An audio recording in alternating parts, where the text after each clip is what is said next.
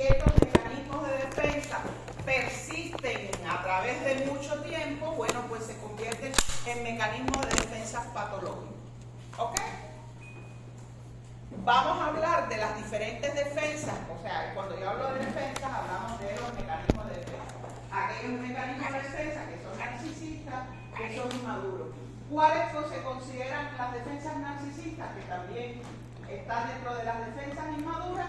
Van a ser aquellas que son las más primitivas, las que surgen en la primera infancia o en adultos poco maduros. ¿Ok?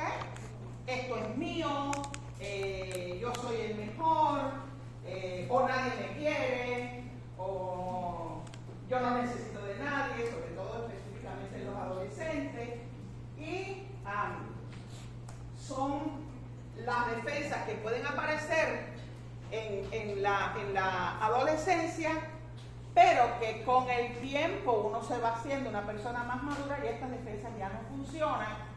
Hay alguna gente que tiene 70 años y sigue utilizando defensas inmaduras y sigue siendo inmaduro. La edad no te hace una persona madura. ¿Ok? Hay gente con 40 años que siguen siendo tan inmaduros como cuando eran adolescentes. O sea, la edad no te hace ser más maduro. Las defensas neuróticas son aquellas que aparecen en las patologías psiquiátricas, ¿no? Específicamente en las patologías psiquiátricas neuróticas. ¿Se recuerdan lo que habíamos hablado? De cómo se, pues sí lo dijimos, ¿no? Cómo se dividía, diríamos, los dos grandes campos de la psiquiatría en patologías psicóticas y en patologías neuróticas. O sea, las patologías psicóticas eran las que tenían alteraciones del curso y de las alteraciones sexoperceptuales, y las patologías neuróticas estaban más bien a nivel de la afectividad. Bueno, estas, por ejemplo, son las que se producen en patologías como patologías obsesivas compulsivas, patologías en personalidades histriónicas. Ya después vamos a ver cada una de ellas. Y las defensas maduras son las que aparecen en toda persona, que puede ser muy madura, pero que en un momento determinado le ayudan a no, como ahorita ya decía, a no tener síntomas que lo inhabiliten en un momento determinado, que pueden surgir, que son sanas en un momento, pero que si permanecen en el tiempo, bueno, pues pueden convertirse también en patología. ¿Ok? Vámonos a un poquito más. Ya vamos a los mecanismos de defensa específicamente narcisista. El primero es la negación. ¿Qué cosa es la negación? ¿Por qué aparece la negación? Aparece ante un impacto determinado en un paciente donde puede ser muy doloroso, una situación que puede ser muy dolorosa, que el paciente necesita tiempo para elaborar el evento. ¿Ok? La muerte de un familiar, una violación, algo donde el paciente necesita no aceptar la realidad, porque el aceptar la realidad le produce mucho dolor. En un momento determinado la negación es parte del primer proceso de un trauma, de cualquier trauma. Esto no me pasó. Se convierte en patológico cuando eso persiste en el tiempo, ¿me entiendes? O sea, y aquí estamos hablando de cosas que persisten en el tiempo. En un momento determinado se puede utilizar, pero si usted la utiliza siempre es cuando se convierte en o siempre ante un evento determinado es lo que se convierte en patológico. Yo tengo una paciente que lleva 15 años divorciada del marido, el marido tiene otra familia y todavía ella sigue diciendo, porque mi esposo, ¿cómo tu esposo? Sí, es que da la justificación, es que mi esposo, o sea, piensa está disuelto ese matrimonio, que él ya tiene otra familia y que el único vínculo que los une es un hijo. O sea, ya. Entonces ella se sigue manteniendo casada desde el punto de vista psicológico con ese hombre, pero realmente no ha rehecho su vida, no ha trabajado más, no ha hecho nada porque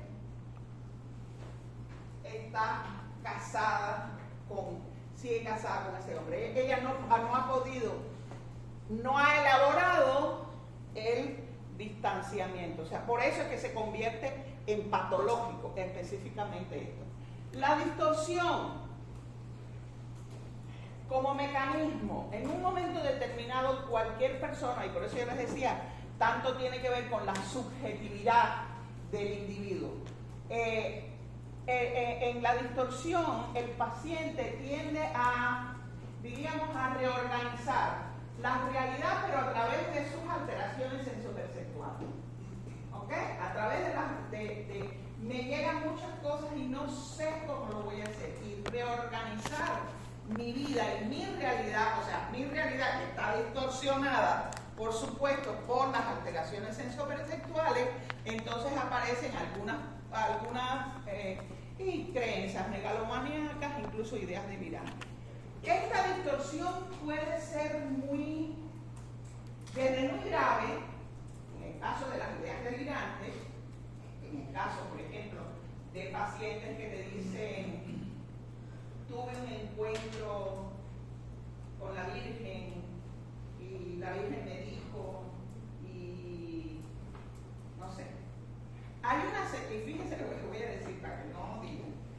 Cuando a veces uno dice, ¿alguien ha oído la voz de Dios aquí?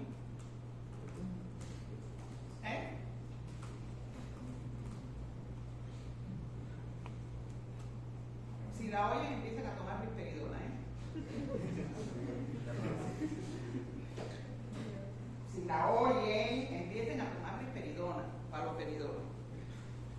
Una cosa es que uno tenga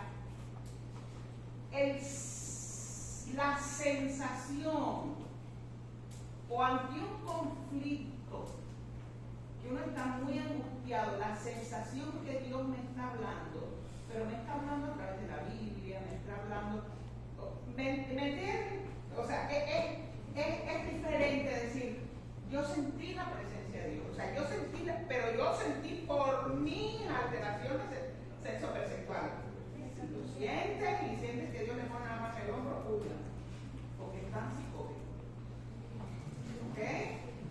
Oye lo que les estoy diciendo. A lo mejor voy a entrar en contradicción con algunos teólogos, pero es así. ¿Ok? Una cosa es la sensación que yo tengo y otra cosa es la realidad. ¿Ok? Son dos cosas diferentes. Muchas veces están distorsionados, tan grandes como estas cosas que yo veo, o a veces una distorsión mucho menos severa en el caso de los sentimientos de superioridad. Casi siempre ustedes han oído, este se cree superior, pero en el fondo lo que tiene es un complejo de inferioridad. ¿No han oído eso muchas veces? Sí.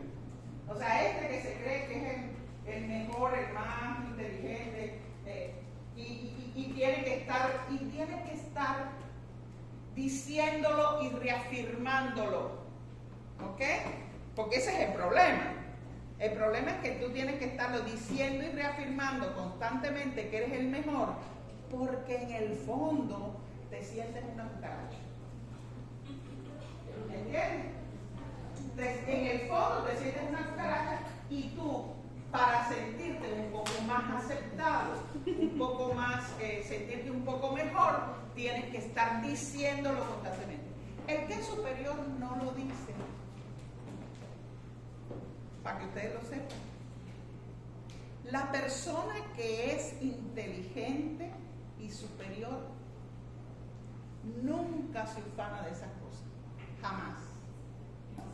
Son las personas más sencillas, más tranquilas, son las que ayudan a la gente, pero aquel que ustedes ven que está luchando, y no digo que no se pueda luchar por el 100, Bueno, conmigo nadie agarra 100, pero bueno. 100 fueron los maestros que me enseñaron, 99 lo tengo yo y el resto es de 98 para abajo. ¿Ok? En mis asignaturas. ¿Ok? Pero bueno, una cosa es eso y otra cosa es que aquella persona que constantemente está diciendo que es superior. Tírame la otra. Proyección. Esta es interesantísima. Es cuando yo, esos impulsos internos, que muchas veces son impulsos inaceptables, los proyecto hacia otras personas o hacia algunas ideas para atribuir mi idea de lo que mis sentimientos como algo totalmente negativo. Por ejemplo,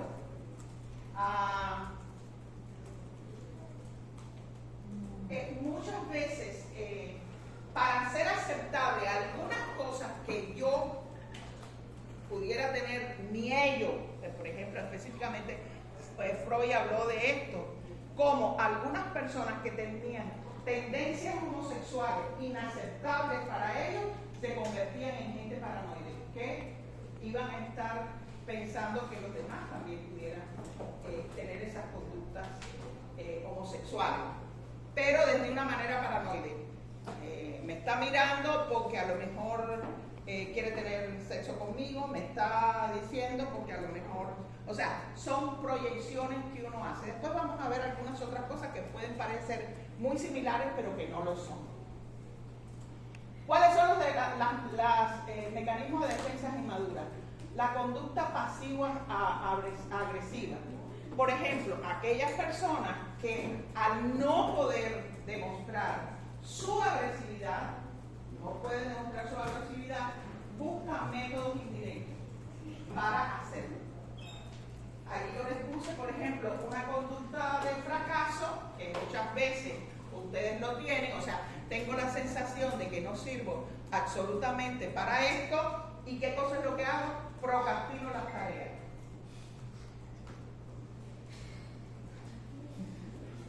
Siento que no soy capaz de hacer algo y entonces procrastino las tareas. ¿Qué cosa es esto? No puedo decirlo abiertamente, no puedo decir mandar a la fregada a mis papás porque me metieron en la escuela de medicina y sobre todo aquí en la Universidad de Montemorelo, donde tienen toda una serie de reglas. ¿Y qué cosa es lo que hago? Repruebo, procrastino las tareas. ¿Ok? Y muchas veces esto le hace más daño al resto de la gente que a ellos mismos. ¿Ok? No digo en el grupo, cuando tenemos que hacer una tarea en grupo, no digo, no me da la gana de hacerlo, pero no entrego las cosas a tiempo y friego al resto del grupo. Y le va mal al resto de los alumnos. Porque yo de alguna manera estoy molesto, es mejor decir, no lo voy a hacer porque no quiero y asumo, esa sería una posición de adulto, asumo la responsabilidad de que no lo quiero hacer, me van a hacer. No, nada. O de sencillamente decirle al maestro, ¿sabe qué, maestro? No me gusta trabajar en grupo porque todos me caen muy mal. Quiero hacer la presentación solo. Esa sería una posición de adulto. O sea, el reconocer que todos me caen mal y que sencillamente no lo voy a hacer porque no se me pega la gana. Claro, cuando uno hace eso, tiene que asumir también las consecuencias de lo que pasa con los otros, ¿no? Pero esa sería una posición de adulto y no una posición de conducta agresiva. Introyección.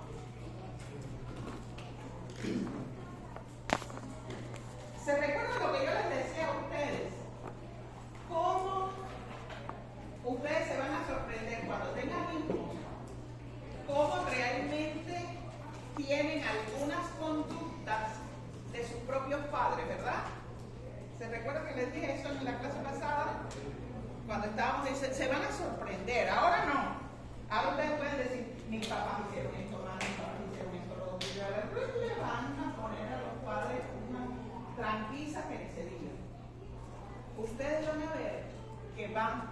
introyectar, y no quiere decir que esto sea malo, introyectar algunas cualidades de otros individuos. Y esto sirve cuando los muchachos o cuando los adolescentes están estructurando su propia personalidad. ¿Cuándo es que se vuelve patológico? Cuando eres un adulto. O sea, ¿cuándo es que se vuelve patológico? Cuando tú realmente actúas como sí. ¿Ok? Actúas como sí. Muchas veces estos mecanismos sirven también, como hizo mi mamá. Estos son mecanismos inconscientes. Recuérdense que los mecanismos de defensa son mecanismos totalmente inconscientes. No son mecanismos conscientes. Ante mi hijo adolescente me dice, no lo hago porque no quiero, o me voy a ir y voy a emborracharme, y de pronto tú te das cuenta que está funcionando, o a lo mejor no te das cuenta, que están funcionando como si tu mamá en un momento determinado funciona como. Puede ser en eso, puede ser que no, o puede ser un mecanismo compuesto. ¿Ok? Por ejemplo, uno puede identificarse con un agresor o identificarse con la víctima, incorporar algunas de las características del otro, ¿me entienden? Introyectar las características del otro sin que sean características tuyas, como tal, tuyas dentro de tu personalidad. ¿Por qué? Porque te identificas con alguna persona que puede ser significativa para ti. ¿Ok? Vas a incorporar algunas cosas de su personalidad, no completamente, pero algunos rasgos que pueden ser significativos para ti. Mal comportamiento, bueno, pues aquellos que han dicho, yo quisiera ser el que le meta trancazos a la madre de los tomates. Es lo que utilizan los buleadores, ¿no? El creerse que el portarse mal asegura su superioridad en el resto del mundo. Muchas veces el bullying no tiene que ver con lo físico. Detrás de un buleador hay una persona empobrecida emocionalmente. Al contrario, hay una persona con un empobrecimiento emocional que es terrible. Me da a veces más dolor con el agresor que con la víctima. O sea, digo, en el sentido así, porque la víctima es rescatable, el agresor es casi irrescatable. O sea, aquellos a lo mejor, ustedes conocen algunos compañeros que te hacen bullying, ¿qué te pasa? Que oye, que no sé qué, que oye, que no, que sí. No sé cómo hacen el bullying entre ustedes, pero muchas veces se hace bullying. Este grupito parece que es bulleadores. Entonces debe haber un empobrecimiento afectivo. Yo no sé si ustedes no saben, pero cuando uno entra a un aula, hasta las posiciones que ustedes tienen en las aulas dicen mucho, dicen mucho, hablan mucho. Lo que pasa es que los maestros no se dan cuenta, pero los que saben de esto hablan muchísimo de ustedes.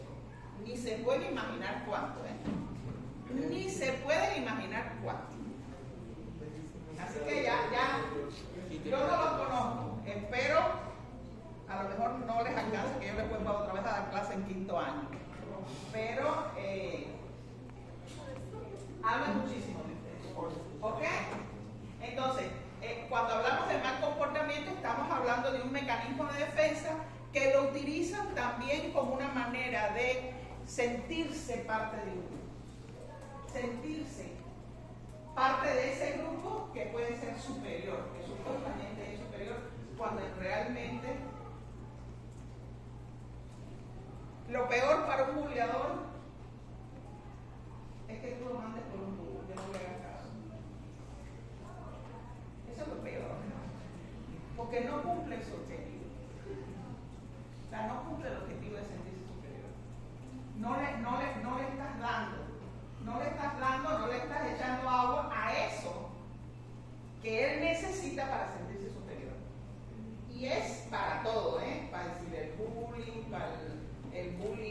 físico, claro, no vas a dejar que te golpeen, ¿no? Al primer golpe, mándalo a la policía para que vea que hasta ahí llegó. Hasta ahí llegó. Pero los otros que a veces no son constatables, lo peor es ponerlos en cero. Ok, regresión. Esto es muy común en niños. ¿Ok? Esto es muy común en niños. Lo mismo que ustedes han visto en pediatría. ¿No han visto pediatría? O sea, muy común en niños. O sea, no es una conducta regresiva, pero no quiere decir que sea patológica en niños. Por ejemplo, un niño que tiene 4 o 5 años, que ha sido hijo único, y de pronto aparece un hermanito.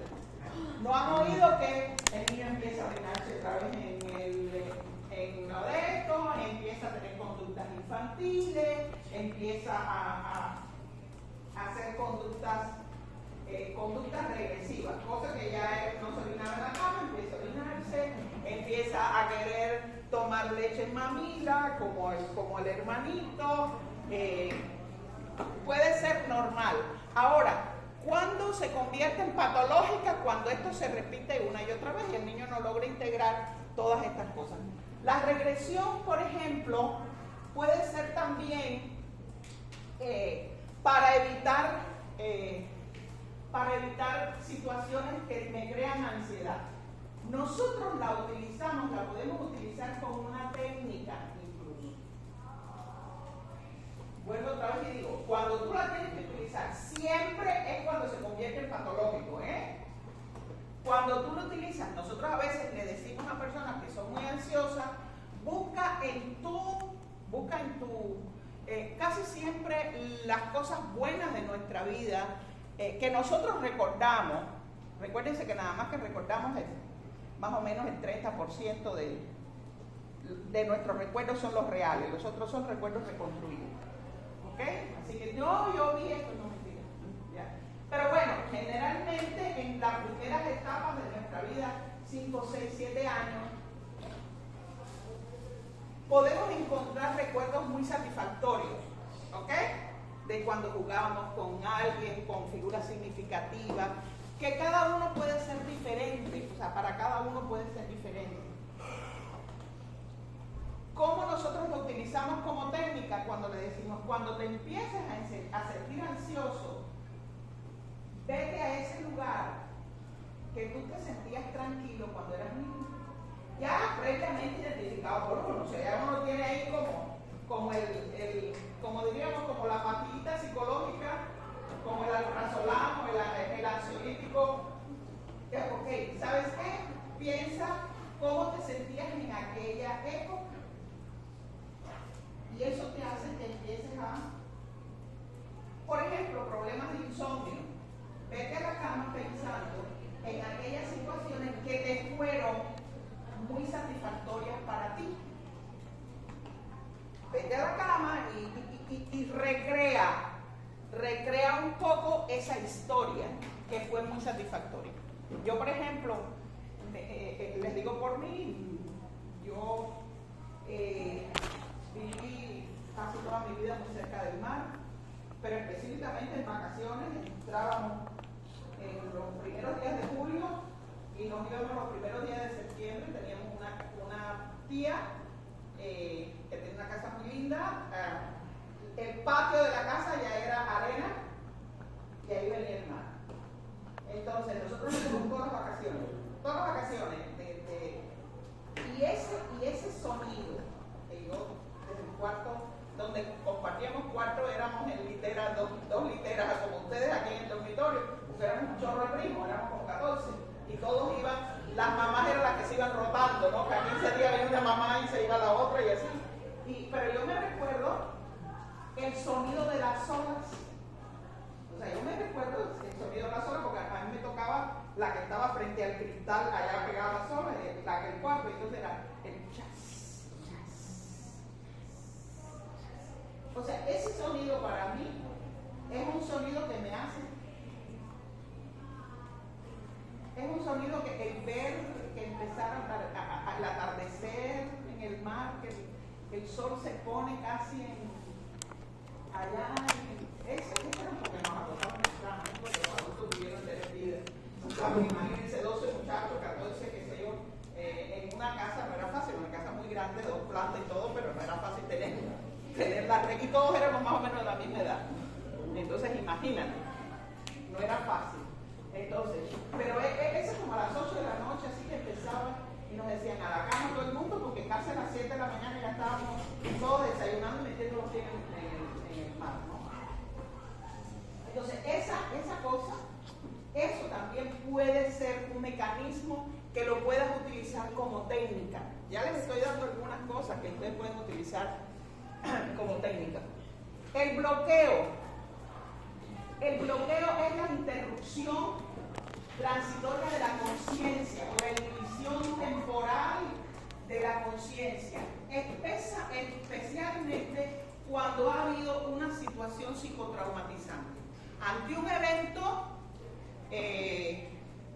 con gran carga afectiva para el paciente se bloquea, el paciente tiene un bloqueo transitorio. Este bloqueo transitorio, por ejemplo, cosas que ustedes pueden ver muy frecuentemente y que les va a llegar muy frecuente al hospital, que no es solo de mujeres, pero una mujer tuvo una bronca con el marido y la llegan al hospital y ella dice, pero ¿cómo llegué? ¿Qué fue lo que pasó? ¿Por qué estoy aquí?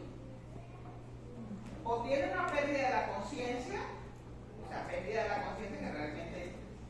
¿Por qué? Porque lo que hizo fue un estrechamiento. Hay específicamente bloqueos de pensamiento, pero también hay bloqueos de la conciencia. O sea, y no recuerda las cosas que pasaron alrededor del evento. ¿Ok? Pero tiene que tener mucha significación para el paciente. El evento tiene que tener mucha significación para el paciente. ¿Ok? Bueno, aquí yo les puse, por ejemplo, al encontrarse en un examen, no sé si les ha pasado, siempre dan un examen, las 2 primeras preguntas las encuentran muy difíciles y de pronto a ustedes se les borró el cassette. Se les borró el cassette, ya no se acuerdan ni de esa ni de las otras. O sea, se les borró el cassette. Si eso siempre les pasa, ese no es el problema. Pero sí pueden haber cosas que son totalmente transitorias, ¿ok? Pueden ser totalmente transitorias. O, por eso siempre les digo, ustedes lean y nada más que vayan contestando lo que les salga así, de la primera cosa. Y no se peguen, porque a veces ustedes ven una pregunta que no se saben y ahí se quedan, No. Ustedes contesten las que se sepan y ya después, si no, ya después que cuando no sepan más ninguna, agarren un saco de piedra y empiecen a tirar piedra. Un pin marín de 2 picuetos, que la piedra está ahí. O sea, así. Empiecen a tirar piedra, porque si se quedan pensando en esa que no se saben, pueden entrar en un bloqueo de pensamiento. Ok, hipocondría. Estos son los mejores pacientes que ustedes van a tener. Ya como patología, después ustedes se van a poder echar mucho dinero en el bolsillo con los que tienen este mecanismo de defensa. ¿Por qué razón? Porque esos son los que van a consulta por esto. Si Chichita la coja, le dolió la garganta y tuvo un cáncer, ya ellos tienen dolor de garganta. Si el otro no sé qué cosa tiene esto, pues ya tiene esto. Si el otro que no sé qué cosa, ya tiene lo otro. Si el otro dijeron que un gastro, que ya tiene. Y cuando ustedes vienen a ver, a veces son personas sanas que tienen un chorro de medicamentos. También para eso, cuando den psiquiatría, me imagino que se los expliquen, ¿no? Yo no sé si vaya a dar psiquiatría, no sé si llega a dar, no sé si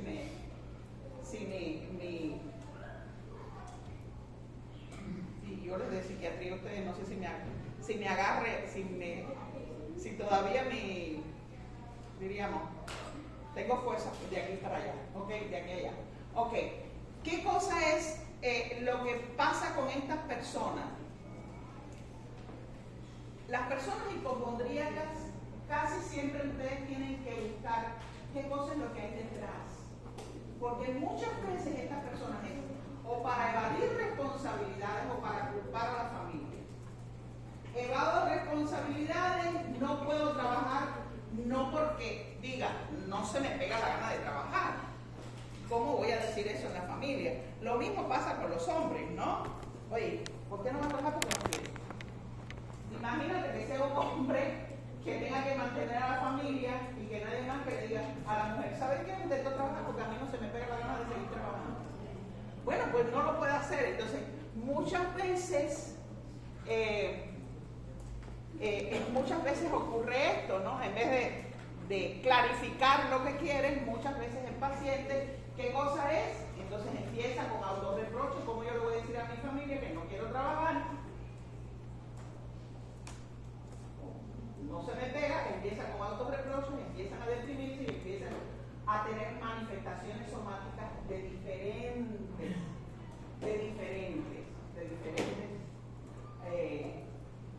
diferentes maneras. Y ¿qué cosa es lo que ocurre? Que la familia, muy preocupada, le quita el peso, ¿me entienden? De la responsabilidad.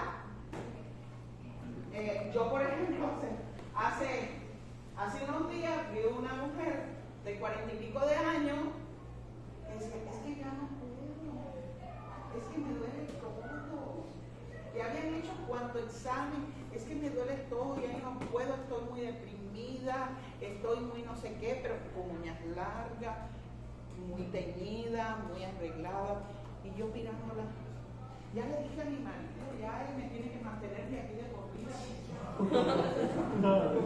Con 40 años. Yo tengo 60, fíjate que se me salió. Qué bueno, yo necesito encontrarme un marido como el tuyo. Porque el mío me dice, ¿para dónde te tienes que ir hoy por la mañana? Y a veces digo, ay, no tengo eso de dar clase. No, pero hay que dar clase. Hay que ganar dinero. Y él con el contrato de Netflix. O sea, tiene un contrato con Netflix. Se ve todas las series de Netflix que hay. Gimnasio en la mañana, Netflix en la tarde. Dios mío, señora. ¿Cómo es posible? Dice que 45 años trabajando que ya le toca. ¿Verdad? Que ya le tocó. Yo no, a mí me da la casa, o sea, a mí no me gusta limpiar, lavar, cocinar, ni me gusta nada de esas cosas. Entonces él lo hace.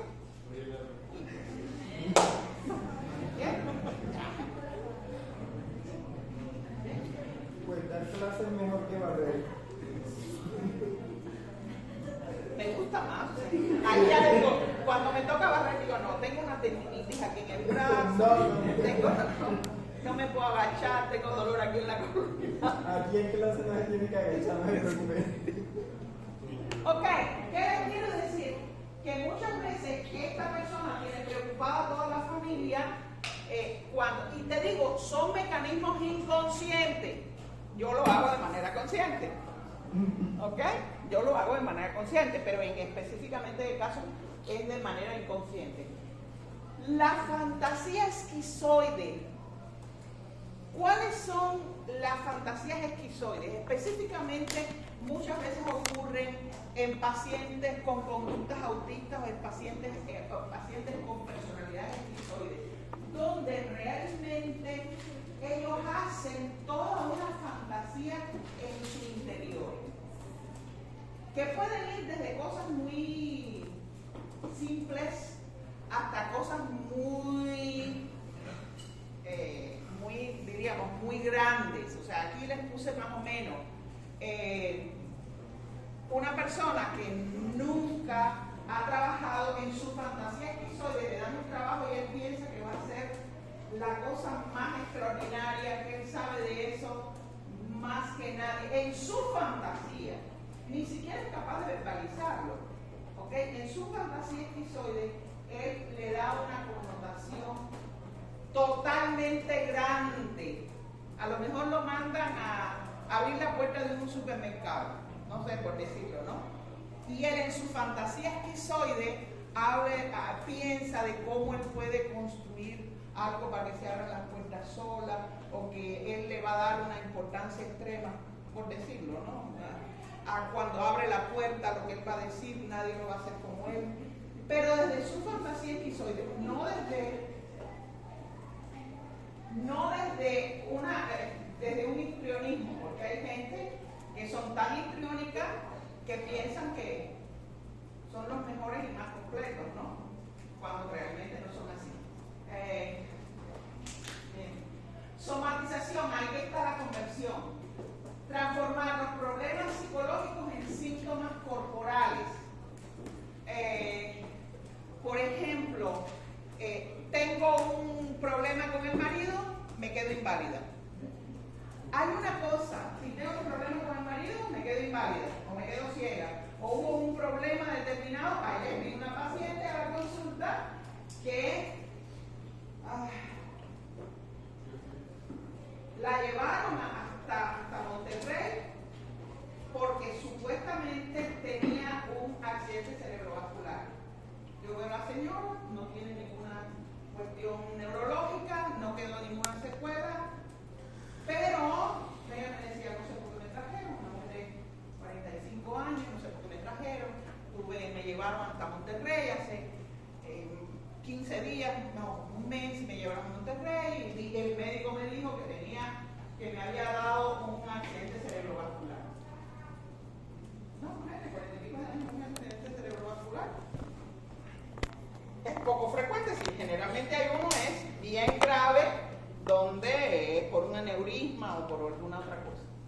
Comienzo, 45, 46, ya no me acuerdo. Bueno, comienzo a conversar con ella.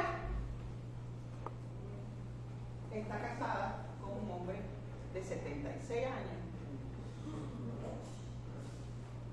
que ahora tiene una demanda por la familia del mar, de los hijos del antiguo, que ella tiene hijos con este hombre, lleva 20 años con él.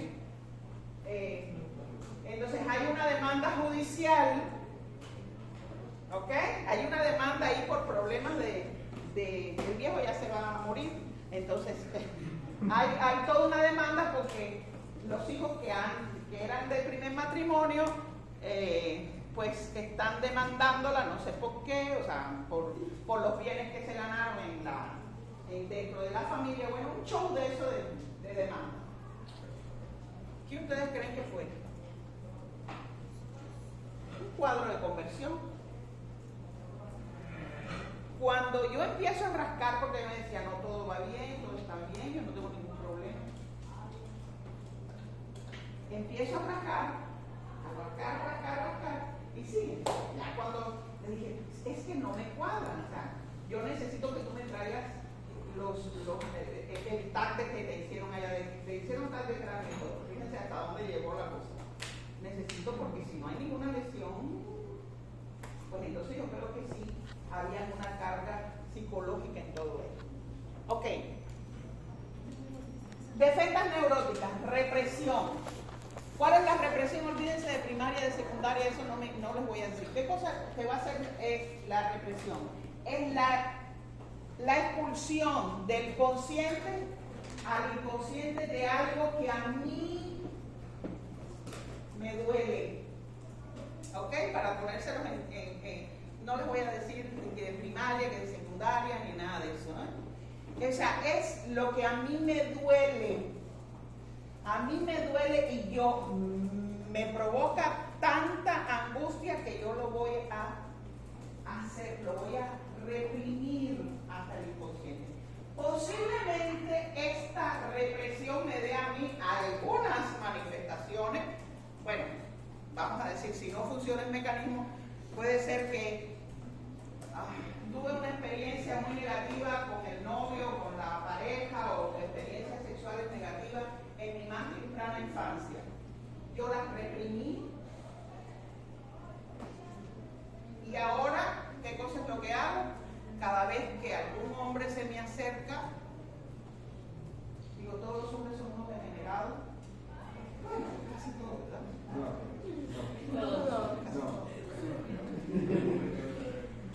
Todos los hombres son unos sinvergüenzas, todos los hombres. Y evito el contacto, evito el dejar que ningún hombre entre a mi círculo, diríamos, a mi círculo de afectos, sin darme cuenta que es un mecanismo de defensa. O sea, porque si yo me doy cuenta ya deja de ser un mecanismo de defensa. Yo lo hago porque no se me pega la gana, ¿me entiendes? O sea, pero muchas veces es de una manera inconsciente. O sea, yo tengo tan reprimido eso, no me doy cuenta que es por eso que taponeo eso. No me quiero casar nunca, no quiero tener hijos. No quiero tener hijos. La experiencia con tus padres fue tan mala. ¿Por qué razón lo pones como así que se llegó a perder? Fue tan mala la experiencia. Ahí es un mecanismo. Posiblemente tú no lo sientas que fue la experiencia tan mala, pero a lo mejor tú en tu evento que fue tan mala la experiencia que tú la estás poniendo. La supresión es más o menos, pero es temporal. ¿Ok? Es totalmente temporal. O sea, salí mal, no quiero saber nada, no me digan nada. O sea, ¿por qué? Porque me trae mucha angustia. Entonces, ¿saben qué? No voy a pensar en eso. Ya mañana será otro día o el semestre que viene será otro día. Ok. Controlar es dominar situaciones y disminuir los antes problemas, disminuir la propia ansiedad y resolver los conflictos anteriores. ¿Qué quiere decir eso? Cuando una persona no es muy buena en lo que hace, normalmente lo que hace es, diríamos aquí, diversificarse. O sea, que diversificarse, digo yo, diversificarse, es decir, no soy tan bueno en esto, y vuelvo otra vez y digo, son mecanismos inconscientes. Entonces, no soy tan bueno en medicina, pero entonces estoy en los clubes, en la cantaleta del no sé qué, estoy en el no sé más cuánto, estoy en no sé dónde, me divierto en un montón de cosas, porque tengo toda la justificación interior para mí de que no saco. Diga, vuelvo otra vez y digo, estoy hablando de mecanismos inconscientes. Tengo toda la justificación para mí de que no he salido tan bien, porque voy haciendo un chorro de cosas. ¿Ok? No estoy saliendo tan bien porque voy los domingos al club, porque canto en el coro, porque toco en la orquesta, porque hago no sé qué cosa, porque voy a no sé dónde, O sea, no estoy diciendo no soy bueno en esto, sino no soy bueno en muchas cosas. O sea, me diversifico tanto que no asumo lo que me corresponde. Ok. Formación reactiva. Esto es importante porque esto es muy frecuente. Y esta es pregunta de examen, para que usted lo sepa. Formación reactiva es la puesta en juego de una actitud aceptable contraria a otra que no lo es y que continúa reprimida. Por ejemplo,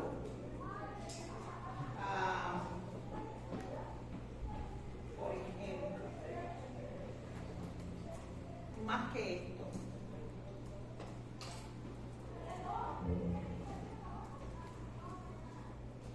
Soy una persona que tiene mucho deseo sexual, pero lo reprimo y entonces me convierto en un santuario.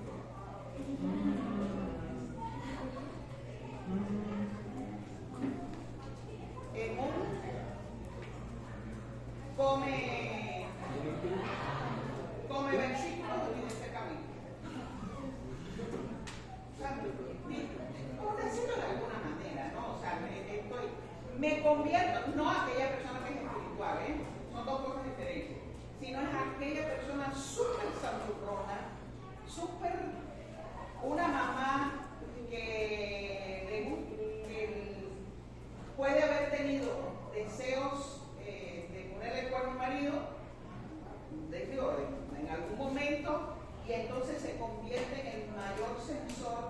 de la sexualidad de los hijos.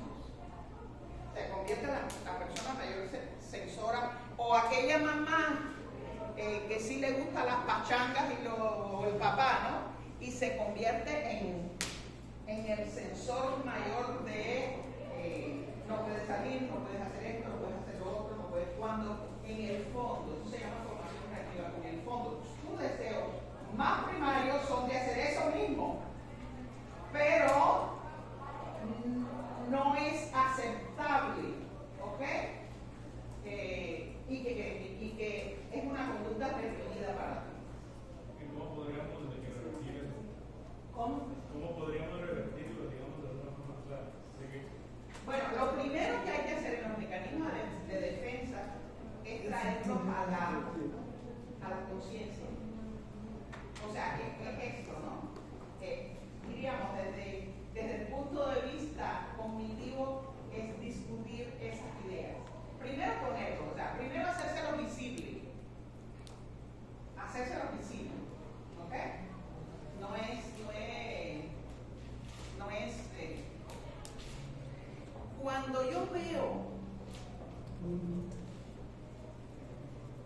dentro de la iglesia, yo siempre se lo digo a los pastores cuando son mis alumnos, cuando yo veo dentro de la iglesia a alguien que es extremadamente fanático, y digo, no es que estamos hablando extremadamente fanático, es una persona que tiene que esconder muchas cosas detrás de su fanatismo. O sea, en su yo interior tiene mucha basura. También, o sea, pero no es la represión, o sea, no es la represión normal, porque la represión es, se va al inconsciente y no haces nada, si no, no lo traes al consciente, pero aquí no, aquí es, lo reprimo, pero tengo una conducta totalmente opuesta a lo que sea, ¿ok? Entonces, normalmente eso es lo que ocurre. Bueno, se los voy a dejar hasta ahí, porque no sé si lo quieras pasar a tu correo, para que se lo deje a la gente.